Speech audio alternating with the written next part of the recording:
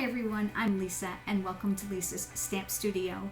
As a reminder, everything I'm going to show you today is available in my online store and I offer free exclusive rewards for those who shop there.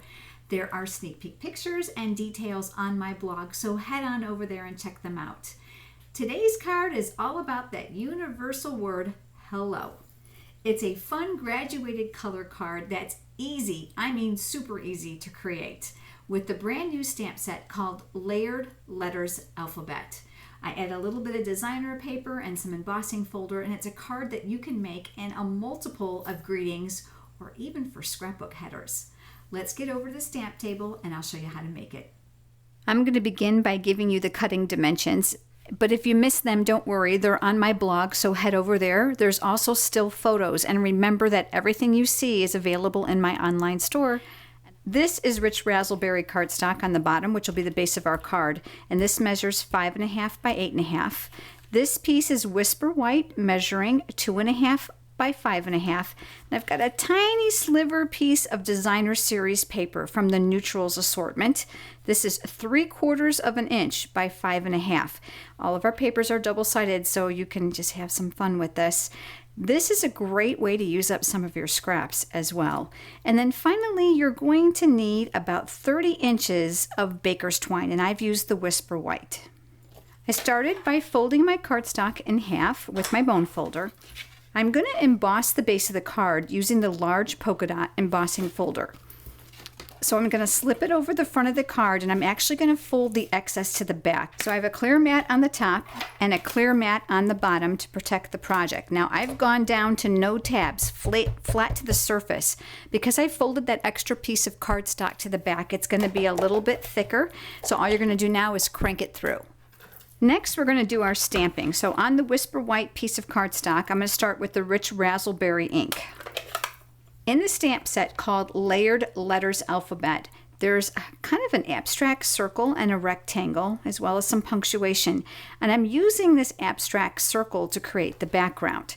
Now, I'm going to tell you rich raspberry is a strong, beautiful, deep color. So I'm going to do some stamping off to create the graduation of colors for the letters.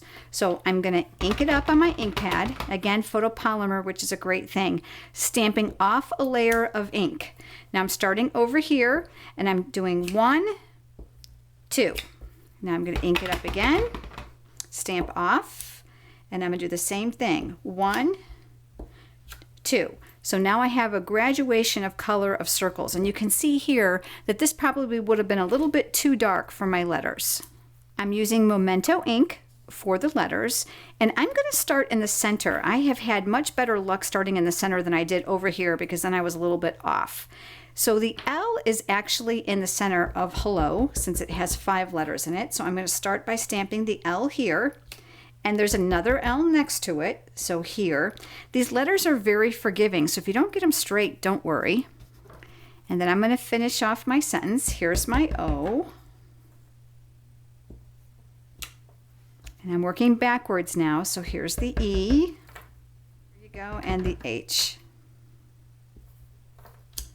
Now you can see it's more symmetrical by starting in the middle and working your way out. Let me give you another tip as well.